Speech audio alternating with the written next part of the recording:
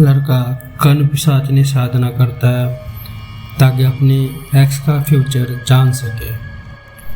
पर साधना के बाद कर्ण पिशाचनी उससे ही प्यार कर बैठती है और अब वो उसको छोड़ती नहीं है।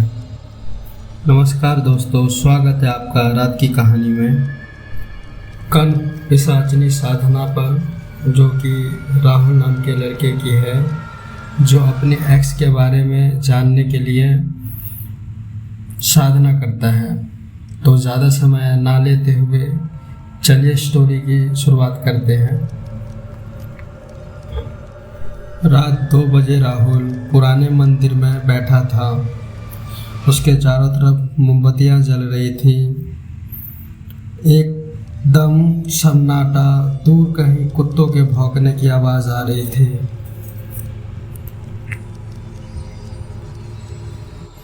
एक दिन राहुल अपनी गर्लफ्रेंड निशा को याद कर रहा था। याद करते वो फ्लैशबैक में चला जाता है।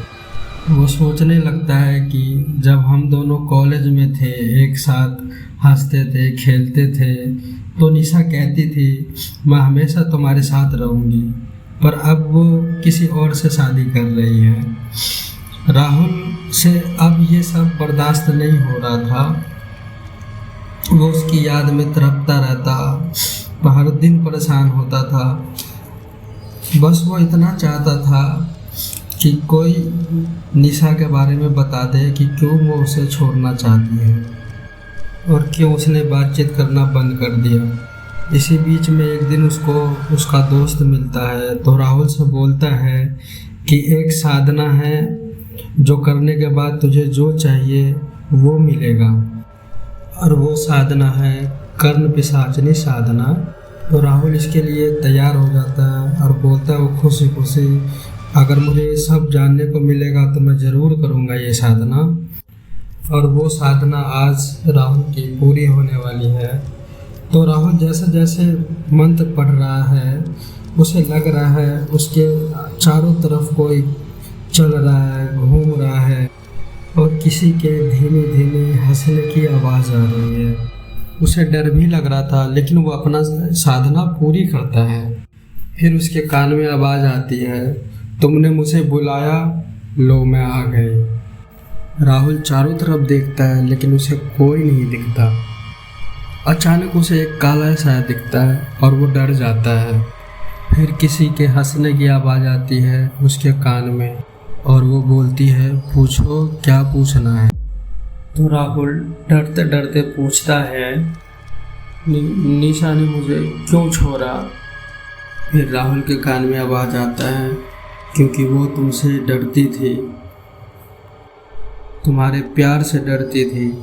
ये सुनकर राहुल डर जाता है और इस रात इसकी निकल जाती है। अगले दिन राहुल अपने कमरे में अकेले था, तो उसके कान में आवाज़ आती, राहुल तुम बहुत अच्छे हो, निशा तो बेवकूफ़ थी। वो इधर उधर देखता है, चारों तरफ उसे कोई नहीं दिखता। अचानक से उसकी नज़र आईने में पड़ती है। आईने में उसके पीछे एक सुंदर सी औरत खड़ी थी।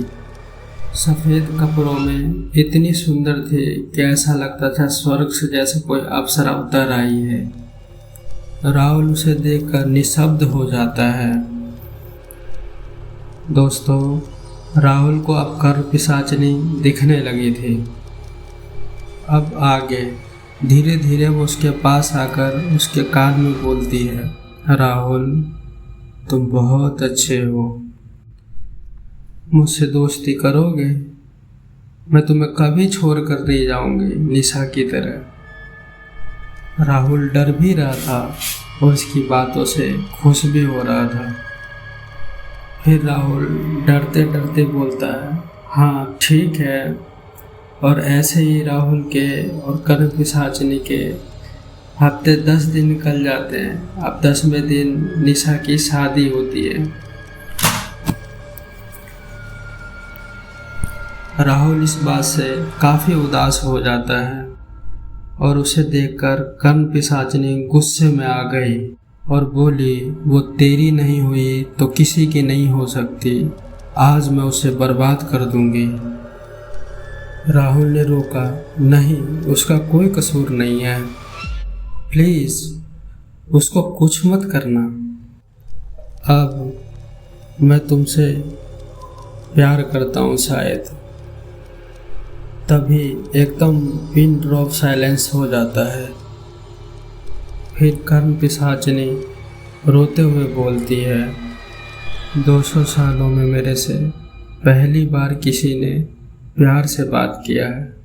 दोस्तों, वो कहती है प्यार का अंजाम मौत है, और राहुल के कान में हमेशा के लिए बस जाती है। राहुल पागल हो जाता है और वो गायब हो जाती है, ये बोलकर मैं जा रही हूँ। पर जब भी अकेला महसूस करो, अपने कान बंद मत करना। भाई, साधना सोच समझ कर करना, क्योंकि कभी कभी भूत भी प्यार के भूखे होते हैं। दोस्तों, अगर स्टोरी पसंद आई हो तो वीडियो को लाइक, शेयर और चैनल को सब्सक्राइब ज़रूर करें।